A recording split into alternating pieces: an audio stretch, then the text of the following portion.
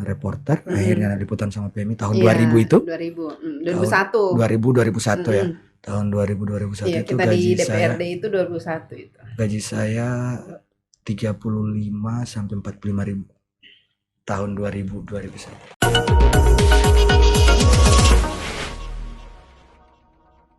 Ya, tapi KPI itu banyak godaannya loh. Iya. Karena ini orang-orang besar ini yang namanya punya TV, pengawas, lembaga penyiaran. namanya pengawas yang di mana-mana yang namanya Pasti pengawas digoda. pasti goda gitu. Godaannya besar. Iya. Bagaimana menghadapi godaan-godaan itu? Pernah nggak Iya pernah. Kita harus dicoba-coba pernah. Jangan itu, apalagi mau lebaran seperti ini Iya. misalnya. Iya, godaannya aneh-aneh begitu. Makanya melarikan diri ke sini. Tidak melarikan diri. Saya sekali lagi bertugas di film ini. Saya bertugas ke Makassar, dari Makassar, kemudian Iya. kemarin ada di acara di Ini kategori mudik atau pulang kampung? Oh tidak, ini bertugas. Saya ulangi lagi. Bertugasnya sampai di Makassar. Sampai di Gorontalo. Oh, jadi di sini ada kegiatan. Kemarin kegiatan itu apa? ada kemarin apa 2 hari yang lalu ada kegiatannya. Ya kan gampang gitu bikin cari judul. Tidak, tapi itu memang ada kegiatannya. Karena saya saya bilang ke teman-teman di sini, saya tuh sering sosialisasi tentang masa depan penyiaran digital di Indonesia. Iya. Sering sekali saya diundang sama Jawa Barat, which is Bandung, beberapa kampus di Bandung, beberapa kampus di Jakarta. Saya sering bilang ke teman-teman di sini, saya khawatirnya saya banyak bicara di sana. Di daerah saya sendiri, makanya saya sering bilang ke mereka, kami suka bikin diskusi, termasuk diskusi yang kemarin itu di kelompok-kelompok dulu, yang nanti mereka mengamplify informasinya ke teman-teman yang lain. Jangan sampai teman-teman di sini tidak tahu bahwa misalnya TV itu tidak sistem analog lagi, mau sistem digital. Sistem digital itu bagaimana? Nah, itu ada banyak diskusinya. Nah, itu memang tantangannya ketika kita orang daerah yang kemudian sudah ke kayak Eca misalnya ke KPI, tapi ketika pulang itu orang tetap menganggap ini Eca yang dulu yang tidak ada masalah juga sebenarnya. Itu tantangannya sebenarnya. Tapi kan sangat ironis ketika misalnya di daerah lain Eca lebih banyak memberikan ilmunya, lebih banyak memberikan edukasi ke sementara di sini tidak. Makanya saya sekarang rencana mulai setelah Lebaran sebenarnya mau bikin namanya kelompok-kelompok peduli penyiaran sebenarnya. Kelompok peduli penyiaran itu yang mereka sebenarnya saya tidak suka tontonan ini ya. Sebenarnya kan bisa dilaporkan. Bisa dilaporkan, cuma mereka tidak tahu melaporkannya kemana. Nah, forum-forum itu, kelompok-kelompok kecil misalnya diisi oleh anak-anak SMA, anak-anak mahasiswa atau kelompok-kelompok di luar itu yang kemudian mau menyampaikan perhatiannya, dan itu sebenarnya di banyak daerah banyak loh. Di Jawa Timur itu per satu kabupaten itu ada kelompoknya masing-masing. Di Sulawesi Selatan juga begitu. Kemarin saya dari Sulawesi Selatan juga begitu. Itu per satu kabupaten mereka ada kelompok-kelompoknya sendiri. Kelompok masyarakat yang mereka kelompok masyarakat peduli penyiaran. Jadi misalnya begini, Pak DP desa, kenapa cuma di desa sana ada mau dapat dengar radio? Oh ya, begitu. Pada orang desa tidak ada. Sebenarnya itu jadi kontrol juga ya buat. Iya, menjadi kontrol isi dan kontrol yang tadi blank spot, konsistensi informasinya. Kenapa ini di sini tidak ada? Itu menjadi informasi yang baik untuk pemerintah. Keren. Jadi satu kelompok itu berapa orang? Ya macam-macam. Ada yang sebenarnya sudah besar. Ada beberapa daerah. Jadi mereka bikin. Gorontalo belum ada. Belum ada. Jadi mereka bahkan ada lembaga-lembaga penyiaran yang diundang untuk diskusi sama mereka. Jadi misalnya peningkatan kapasitas ya. Jadi biasanya ada lembaga penyiaran yang datang untuk diskusi. Misalnya, ini kok misalnya contoh, kok tayangan ini seakan-akan selingkuhan itu menjadi hal yang biasa begitu. Apa sih yang ingin disampaikan dari tayangan ini? Itu menjadi diskusi yang menarik sebenarnya. Iya. Itu menjadi diskusi, menjadi konsumsinya anak komunikasi, konsumsinya anak sosiologi, konsumsinya. Harusnya didorong ini kelompok-kelompok ya ini. Seperti itu. Dan menurut saya sebenarnya memang secara infrastruktur antara pemerintah daerah begitu harus melalui KPID Gorontalo. Memang harus melalui KPID Gorontalo. Saya sering komunikasi dengan Pak Adrian, ketua KPID, tapi memang ada beberapa masalah yang menurut dia harus diselesaikan dulu di Gorontalo. Dan ini sebenarnya saya alami juga ketika jadi komisioner di Gorontalo. Karena beda kan, KPI pusat itu KPID bukan bawahannya. Tidak hierarki kan? Tidak hierarki, kami itu koordinatif. Oh, Beda iya. dengan Beda dengan KPU, KPU. Bawaslu. Jadi dari Itu memang hierarkis. Cuma beda insya Allah tahun ini sebenarnya rencananya undang-undang penyiaran mau dibereskan. Tahun ini tuh hierarkis. Jadi penganggaran kemungkinan dari pusat semua. Jika kemudian undang-undang ini selesai dibahas. Ya harus diperjuangkan lah Ya, di sana. sudah hampir 15 tahun ini urus undang-undang ini. Kak, dulu itu kan ada, apakah sampai sekarang seperti itu? Untuk televisi di daerah ya, yang 10% konten lokal itu masih berlaku atau tidak? Masih berlaku. Cuman kayaknya begini. Ada dengan berkualitas itu berbeda. Misalnya, ada siarannya lokal, ada. Tapi siaran itu diperhatikan dan diurus dengan baik, diganti-ganti misalnya, atau setiap minggu ada tayangan atau tidak. Itu juga menjadi pertanyaan berikutnya. Masalahnya di aturannya itu hanya ada. Oh, iya. Nah, ini menjadi ini sangat masih lemah ini ya, masih lemah dan tidak mengikat, tidak terlalu. Dan yang kedua adalah memang siaran lokal itu, saya sudah berulang-ulang sebenarnya sekali lagi bahwa kalau sudah bicara, saya sudah di KPI pusat kami bikin namanya KKPI nomor 7 dan itu bicara tentang siaran lokal gitu. Nah, teman-teman di daerah, di KPI daerah itu banyak yang akhirnya menggunakan KKPI itu dan bisa mewujudkan siaran lokal yang baik untuk daerahnya. Begitu. Bahwa kemudian Gorontalo dilaksanakan atau tidak, saya masih harus diskusi dulu dengan teman-teman KPI di Gorontalo. Tapi selama di sini sudah pernah ketemu kan saya pulang Masa Eca yang harus cari mereka? Bukan, baru 5 hari kan saya datang setelah bertugas. Memang rencananya mau ada kegiatan sama mereka setelah sebenarnya saat kesini sebenarnya saat buka puasa. Cuma memang saya pikir nanti saja setelah Lebaran. Mungkin saya mau ketemu, nanti juga Femi saya undang. Kita mau bikin ngobrol lah kayak silaturahmi dengan selain KPI di Gorontalo, juga teman-teman lembaga penyiaran yang ada di sini. Jadi di Gorontalo itu kalau saya tidak keliru jumlah lembaga penyiarannya itu ada radio sama televisi. Radio sama televisi itu ada sekitar Jamalim Talab bisa lah begini. Jadi karena bicara data. Kayak bicara data mesti. Radio ada 14. Televisi ada 17. Jadi seharusnya kalau dengan lembaga penyiaran berlangganan, lembaga penyiaran swasta radio 12. 17, pokoknya TV itu ada 17. TV 17. 17 TV itu kalau namanya TV itu kan TV berlangganan, induk jaringan. Jadi TV, jadi yang adanya itu lembaga penyiaran swasta, lembaga penyiaran publik, lembaga penyiaran komunitas, lembaga penyiaran publik, swasta, komunitas berlangganan. Jadi lembaga penyiaran publik kan TVRI. Kemudian swasta itu ada banyak. Di sini kan ada RCTI Gorontalo, MNC Gorontalo, Global Gorontalo, ada iNews. Di sini ada apalagi Metro TV Gorontalo, di sini ada banyak. Televisi ini banyak. Kalau yang lokal ini? Yang lokal betul-betul lokal. Kayaknya tidak ada. GoTV itu kan masih ada. Iya, tapi terakhir saya bicara dengan Kak Hamim kayaknya ada kendala di izinnya. Sudah tidak diperpanjang atau gimana, saya nggak mengerti. Oh, kayaknya tidak diperpanjang karena dulu dia ada izin. Iya, setahu saya dulu ada. Harusnya, sayangnya kalau tidak perpanjang itu. Karena kita saja berjuang dulu tidak dapat. Iya, makanya saya bilang sayang loh Kak Hamim kalau itu tidak. Tapi kayaknya sama kami mau dilanjutkan kayaknya. Saya terakhir dengar ngobrol waktu di mana ya? Waktu di pesawat kalau tidak salah. Kata kami mau dilanjutkan lagi. Ya bagus lah kalau begitu. Nanti supaya kan semakin banyak televisi juga kan semakin bagus. Betul. Kan orang punya banyak pilihan. Yang penting ya kontennya memang betul-betul baik.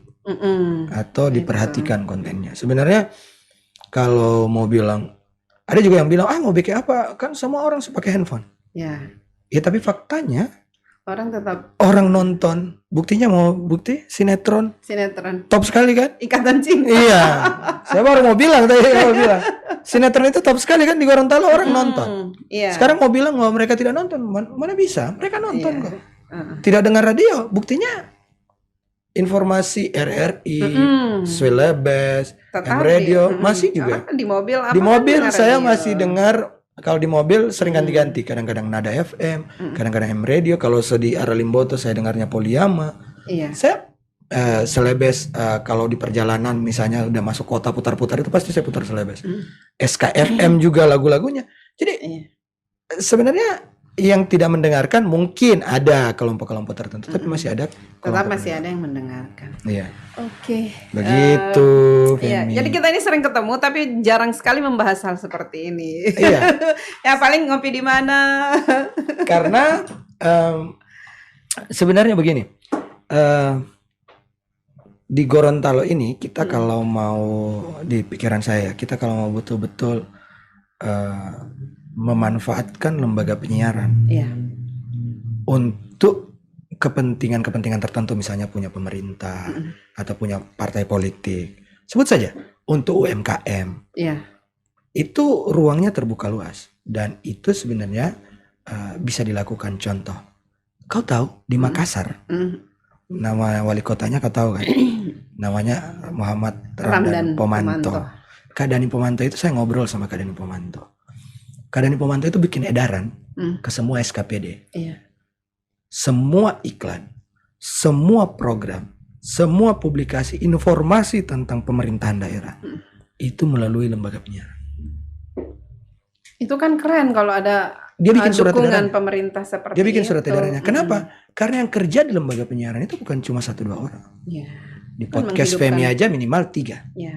Apalagi mau radio, apalagi terus saya bilang di zaman yang akan datang mau konvergensi, di masa yang akan datang penyiaran digital itu akan butuh topik-topik seperti ini. Sebenarnya akan ada kerjasama antara TV dengan konten kreator. Femi ini kan konten kreator. Iya kan? Ya, masih belajar. Ya udah konten kreator, sudah banyak topik saya solia kan. Jadi banyak sebenarnya bisa dikerjasamakan. Mereka tidak perlu lagi bikin studio besar-besar. Mereka kerjasama saja dan itu mulai terjadi di Kepri misalnya, di Kepulauan Riau. YouTubernya ngobrol. Itu kami siap kalau diajak kerjasama. Konten-kontennya dan menurut saya konten-konten bagus-bagus. Talk show, diskusi lebih bagus begitu, lebih menarik. Dan itu bisa, yang saya bilang tadi, medium baru bisa dimanfaatkan ke lembaga penyiaran. Yang ada lembaga penyiaran bisa medium baru. Itu yang konvergensi. Saya semalam dengan Dir Narkoba. Jadi dia bicara tentang bagaimana salah satu daerah, ada salah satu di salah satu desa yang tadinya mereka menghasilkan cap tikus, bikin cap tikus, dan kemudian itu dialihkan jadi bikin gula gula aren, tapi yang palm sugar itu yang halus itu. Jadi saya juga kaget. Ada teman yang bilang Pak Dir mau ini. Nah, ini kan kita bersyukur juga bahwa mereka mau memanfaatkan kita untuk bisa men-share itu yang saya bilang, programnya. bahwa sebenarnya teman-teman di pemerintahan yang peka terhadap ada ruang-ruang tertentu yang pas untuk dimasukkan untuk pesan. Saya kalau bicara di tempat Femi, pesannya adalah untuk yang sasarannya seperti ini. Kalau misalnya di tempat anak saya yang adanya lagu rap, itu bicara pesannya lain lagi. Begitu, tidak harus pesan yang sama.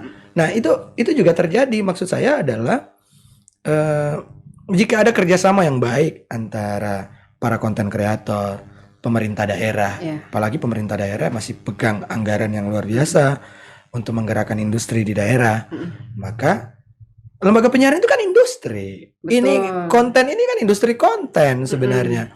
Ini sebenarnya kalau mau bersama-sama, hal-hal positif bisa terjadi sebenarnya. Bisa dimaksimalkan. Ya istilahnya bisa dimaksimalkan. Pesan apa yang mau disampaikan di sini? Menarik sebenarnya kalau saya melihat yang mulai dilakukan sekarang. Menarik. Cuma saya kira jika dimaksimalkan ditambah dengan hal-hal yang seperti yang kita bicarakan tadi, memanfaatkan lembaga penyiaran dan konten kreator dengan maksimal, saya kira itu akan lebih menarik. Ada satu ini sebagai dukungan pemerintah kan? Iya, betul. Sebagai dukungan pemerintah. Jangan sampai begini. Saya dikeluhkan oleh salah satu lembaga penyiaran di Indo Jaringan. Dulu waktu mau COVID, kata dia, Kami diminta iklan layanan masyarakat. Iya. Gratis kan, mereka bikin iklan layanan masyarakat gratis. Hati-hati, awas COVID awal pandemi. Awas COVID segala macam. Iya. Apa yang terjadi? Ketika masuk begitu juga dengan informasi tentang pokoknya informasi apapun itu Vaksin. mereka menyampaikan, mereka kan kena juga efeknya. Iya. Orang beriklan juga tidak ada, mereka kena efek. Giliran mau produksi hal yang berbau misalnya contoh konten-konten yang pembelajaran misalnya. Mereka bayarnya ke luar negeri. Ya, itu kan. Akhirnya kan kok tidak pro dalam negeri. Kami ini pengusaha dalam negeri. Meskipun orang-orang kaya, tapi orang-orang kayanya di dalam negeri. Yang begitu. parah itu kalau ada pemerintah yang seolah-olah menyaingi ini industri-industri ini dengan alasan bahwa, jadi saya itu pernah ada salah seorang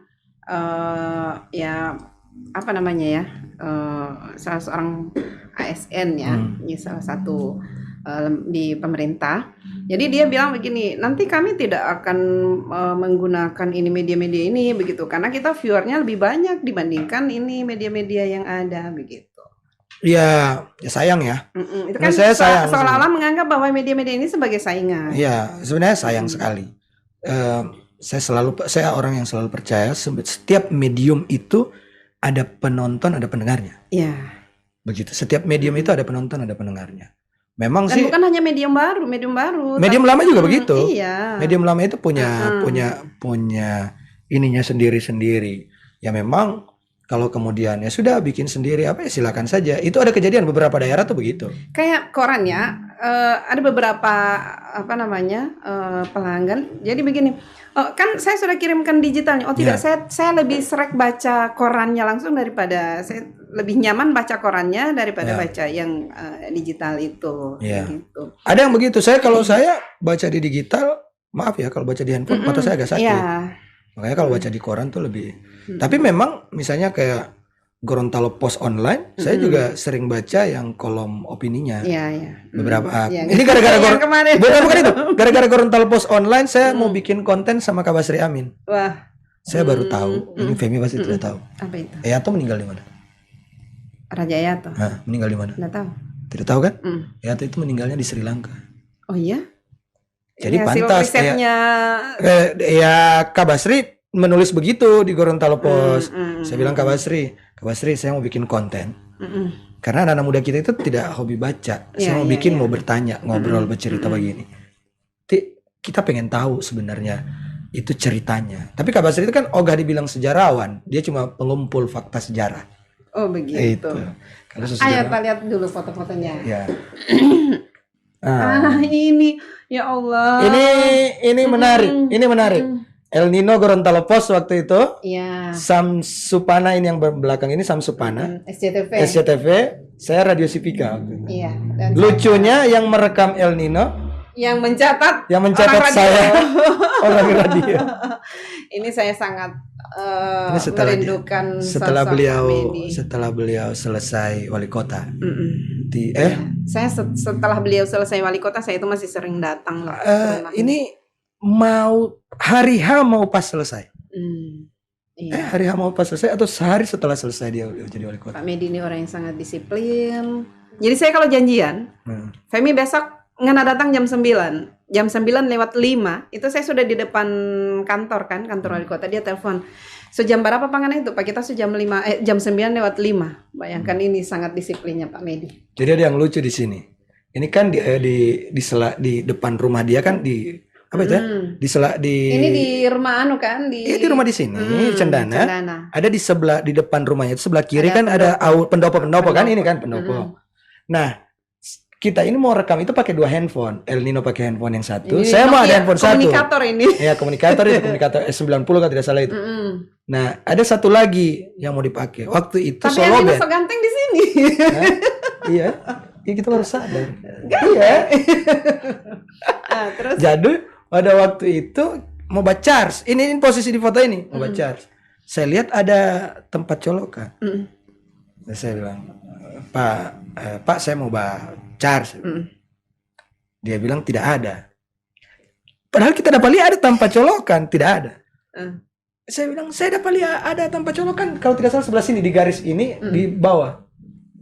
Badiam dia. Karena saya mau charge begitu tuh handphone waktu itu Sony kalau tidak salah. Charge tidak hidup. Baru dia senyum dari jauh Pak Medi. Makanya dia bilang, baru dia bilang, kan kita so bilang pangan tidak ada. Kita ini yang punya rumah. Ini kita per rumah. Kita so bilang tidak ada karena tidak percaya, dia bilang. Memang tidak ada. Itu ada DP lubang tapi tidak ada. Iya, jadi Pak Medi ini banyak memberikan apa dia lewat canda dia, tapi banyak pelajaran yang diberikan. Nah, itu kan maksudnya pelajaran itu bahwa nggak harus percaya orang. Kita sampai masa kita seorang wali kota tidak mau percaya begitu kan? Iya, begitu. Masa ini kita per rumah, masa kan tidak percaya? Ya, itu lagi yang punya rumah masa tidak. Iya. Oke, lanjut. Nah, ini itu ya sama Bang Medi. Ini momen pelantik. Ini bukan pelantikan, pengukuhan. Kita nggak ada pelantikan. Ada ini penyerahan SK. Jadi Pak Menkominfo itu tidak melantik tapi menyerahkan SK. SK yang dikasih Presiden. Ini dari Bang Aswar, Pak Hartli, Nuning Rodia, Yulian Darwis, saya, Ibu Mima Susanti, Irsal, Mulyo Hadi Purnomo, kemudian di ujung itu Ketua KPI Agung Supriyo. Orang-orang yang ditakuti sama ini lembaga penyiaran. Dan yang menarik sebenarnya, iya itu menarik Kopiah Karanji itu. Kopiah Karanji itu, jadi begini, Eca ini sebenarnya kalau lihat ya ikonnya anak muda, tapi kenapa harus pakai Kopiah Karanji? Begini, menarik, Kopiah Karanji ini semua komisioner punya kecuali yang perempuan ya. Semua komisioner punya, semua teman-teman komisioner itu minta sama saya untuk ada Kopiah Karanji. Jadi Pak Agung punya, Pak Mulnya punya, semua. Sampai Pak Hartli, Pak Hartli itu non Muslim tapi dia punya Kopiah Karanji ini. Nah, kan kopiah itu kan siapapun bisa pakai begitu. Nah, punya. Jadi ada yang menarik begitu. Saya juga sering pakai karaos selain batik, sering pakai karaos. Ada yang menarik. Jadi bagi saya pesan soal Kopiah Karanji ini mengikuti para senior terdahulu yang menggunakan Kopiah Karanji. Tahu para senior terdahulu? Gus Dur, Sandiaga Uno, ya kan? Senior di NU juga kan? Ada Gus Dur yang pakai, Sandiaga Uno juga pakai. Kemudian ada beberapa para senior kita yang pakai. Saya kemudian bagi saya ini penting gitu. Cuma memang kadang-kadang tidak pakai, kadang-kadang pakai di hal-hal yang mungkin forum-forum resmi saya pakai, di forum-forum yang agak dengan kelompok sasaran umur para milenial itu saya nggak pakai gitu. Nah memang ini sering diminta orang. Jadi dikasih. Jadi Poli mau pulang dari Gorontalo beli lagi. Ada yang jadi kalau di mobil orang ikut mobil saya, Kak ini minta ya. Ya sudah ambil lagi. Berarti harus stok banyak-banyak. Iya makanya saya ada beberapa. Ada teman dari Bong Meme yang sering kirim, ada yang dari kota juga sering kirim. Ya sering sih sesuai kebutuhan. Dan memang saya orang yang sangat percaya bahwa kita perlu ada identitas merepresentasi siapa kita gitu. Bahwa kita tidak boleh melupakan bahwa yang menggame antong karena so di sana karena ini karena tidak lupa itu. Itu bagi saya. Teman-teman so di Jakarta so tidak mau. Ya, itu yang bagi saya tidak ada masalah. Tidak ada masalah. Bahwa kemudian kita perlu menyampaikan ini terbuat dari apa, ini di mana dibikinnya, ini bagaimana. Saya akhirnya belajar sedikit-sedikit bahwa ini ada yang seperti ini, ada karawang yang saya pakai itu sederhana sebenarnya. Saya sering bilang karawang rakyat. Kenapa karawang rakyat? Karena kita semua pakai karawang itu yang biasa di pasar itu. Iya di toko-toko seperti itu. Pak Sekjen Isna suka pakai loh. Pakai untuk kalau dia mau ceramah, dia suka pakai karawang. Ketua juga, kemudian ada beberapa teman-teman yang suka pakai untuk menjelaskan itu. Karena menjelaskan jadi saya harus belajar kan. Belajar bagaimana ini dia ini, bagaimana mau potong. Oh ternyata dia mau karau itu mesti dia mau tarik harus dulu. harus potong kemudian Pak Agus itu tahu benar. Iya. Saya terpaksa nonton informasinya jadi mau cabut dulu baru pencabutan benang baru dia mau karau. Gitu. Nah, hal seperti itu saya sambil belajar sambil menjelaskan. Tapi kita mau tanya, kenapa tiba-tiba judulnya Inspiring Life? Jadi begini. Seingat saya dulu kamu bikin perempuan yang cukup perbincangan perempuan. Enggak. Jadi kita itu berharap bahwa lewat podcast ini kita bisa menginspirasi orang lain lewat kisah-kisah dari orang-orang yang datang ke sini. Entahlah kisah hidupnya atau kisah apa yang pokoknya semua yang bisa bermanfaat untuk orang kita sharing dan semoga bisa menginspirasi orang. Ya, kan kita cuman itu yang bisa kita bikin. Iya. Artinya kita membagi cerita minimal memotivasi orang. Bahwa orang tidak tahu. Termasuk Bapak ini yang misalnya orang tidak tahu bahwa untuk menjadi direktur Gorontalo Pos gitu dan sibuk harus berdarah-darah.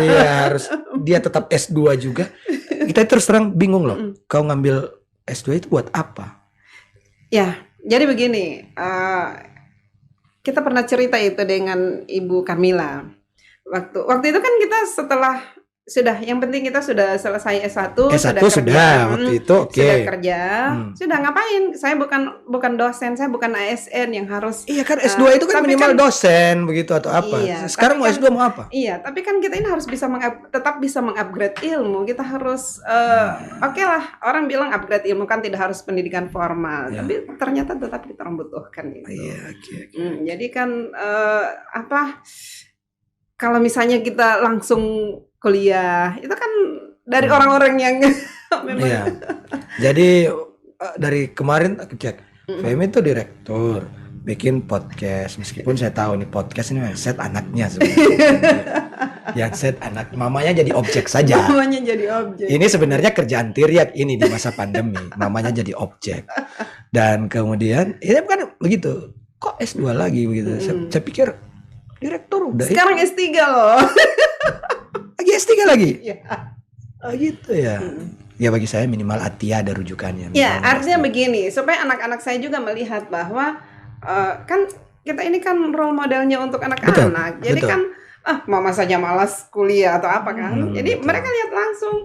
Atia itu lihat bagaimana saya harus ini di masa pandemi ya, puasa. Kita kuliahnya jam 3:30 sampai jam 5. Memang Zoom. Tapi kan di satu sisi saya harus menyiapkan buka puasa. Saya pernah taruh laptop di dapur, saya sambil masak, sambil goreng gitu. Jadi sambil kuliah. Videonya dimatikan. Yang penting kita dengar suaranya, kita lihat teman-teman juga yang lain. Itu jadi minimal anak-anak multitasking lah ya. Setelah itu multitasking. Iya, artinya saya mengagumi banyak sahabat saya termasuk Femi sebenarnya soal itu, mau sekolah, bekerja, berkarir gitu kan. Kita banyak hal. Cuma memang satu hal yang belum dia iakan gitu ya. Apa ini? Mau jadi bupati. Kalau itu biarlah urusan para politisi. Ya begitu ya. Yang politisi kan suamimu bukan kau gitu ya. Biarlah urusan para politisi. Kita di belakang layar saja. Saya bilang kalau saya sudah di politik, kalau kan di wartawan itu dulu Pak Rungkono ya, dia bilang, Femi kamu itu harus maju wakil bupati begitu. Pak, kalau saya sudah waktu itu juga di KPU, Pak, saya di wartawan saja supaya saya bisa membantu Bapak, supaya bisa bisa bantu semua orang lah lewat dengan fungsi yang berbeda gitu ya. Kan tidak harus kita memperbaiki, misalnya ada sesuatu yang harus kita perbaiki, kan kita tidak harus jadi politisi, kita tidak harus, tapi sebagai seorang wartawan pun kita bisa, kalau sepanjang kita jadi wartawan yang baik, kita bisa punya peran lah untuk. So boleh. Tinggal mau tambah sedikit T-Rex menjadi bupati. Ngaur ini. Tidak, saya mengambil beberapa celah untuk bukan dia yang mewawancarai, saya mewawancarai dia. Sebenarnya banyak hal ya, bahwa banyak yang tidak tahu bahwa perjalanan kita menjadi seperti ini. Iya. Misalnya SMP, saya harus jalan kaki dari Sama, saya dari juga. Panipi, dari Bua sampai ke Huntu. Berapa kilo? Berapa kilo ya itu saya tidak Saya hitung lagi. 4 sampai 5 kilo lah. Pokoknya yang 4 pasti kilo. saya jalan jam 6 pagi, saya Jam 7 jalan jam nyampe. 7 sampai di 4 kilo itu. 4 kilo Jadi berarti. perjalanan itu 4 kilo itu 1 jam. Oke. Karena saya berarti juga begitu. Waktu iya, SMP saya SMP harus begitu. jalan. pulang siang jam 1 jam 2 sama jalan kaki begitu pulang lagi. Pulang. Tapi enak pulang itu karena rame-rame. Iya, tapi kalau pagi kan Pagi itu kan kadang-kadang sendiri dulu, nanti Iya. ketemu di tengah-tengah nanti gitu. Itu jalan begitu. kaki. Iya. Banyak yang tidak tahu itu. Bukan berarti kalian untuk sukses kami minta jalan kaki dulu, bukan. Tapi artinya bahwa ada proses. Ada proses yang harus untuk dilalui. mencapai kita harus seperti ini. Itu ada proses tahapannya. Bahwa dulu gaji, tidak ada yang tahu kan bahwa gaji pertama Femi wartawan berapa? 150.000. Kamu 150.000, aku 25.000. 150.000 waktu Tapi waktu itu belum wartawan. belum, saya masih 150.000 itu masih training ya. Training. Tahun Tapi alhamdulillah waktu itu Kak Hamim ya. Kak Hamim itu tahun berapa itu? 2000. 2000. Jadi Itu berarti tahun 2000 150.000. 150.000. Tapi 4 bulan kemudian Kak Hamim kasih naik. Jadi 400.000. Oh gitu. Jadi kita mengalami hal yang ya luar biasa. Iya. Dari pagi kita turun, pulang Sampai sudahlah. malam, sampai tengah malam. Saya bikin data radio, belum siaran ini, baru bikin data radio dan bantu-bantu di radio. Gaji saya 25.000. Wow. Di Radio Celebes waktu itu sama almarhum Dedi Talib dan almarhum Ainun Fauzia. Iya. Sama almarhum Ainun Fauzia saya diajak jadi reporter. Akhirnya liputan sama PMI tahun 2000 itu. 2001. 2001 ya. Tahun 2000 2001 Iya, itu kita gaji di saya. DPRD itu 2001 itu. Gaji saya 35 sampai 45.000 tahun 2001. Jadi dulu kita itu kan ada ininya Eca yang tape recorder. Tape itu. recorder. Jadi kan kita Rekam pakai itu. Eca rekam, kita tulis. Tulis. Tapi kadang kalau kita Kalau mau bikin lupa, berita kita pinjam. Pinjam itu tape recorder. Iya, itu. Makanya aduh ini. Luar biasa deh. Iya, oke deh. Iya. Ya, thank you. Terima kasih. Jadi sudah. Balik ini kita yang bawa wawancara sebenarnya, bukan TV yang wawancara. Iya, makanya tadi kita bilang tidak ada tanya jawab, yang ada Pak cerita. Karena saya sudah melihat gelagat itu. Baik. Terima kasih. Kalau mau bahas ini enggak mau habis-habis Tidak ini. mau habis. Ini cerita mau sampai kapanpun begini. Oke, terima kasih Eca sudah Terima datang di kasih. sini. Masih banyak yang harus kita bahas lagi dan Nanti. insya Allah nanti berikut kita agendakan Iya, lagi. oke. Ya, assalamualaikum warahmatullahi wabarakatuh.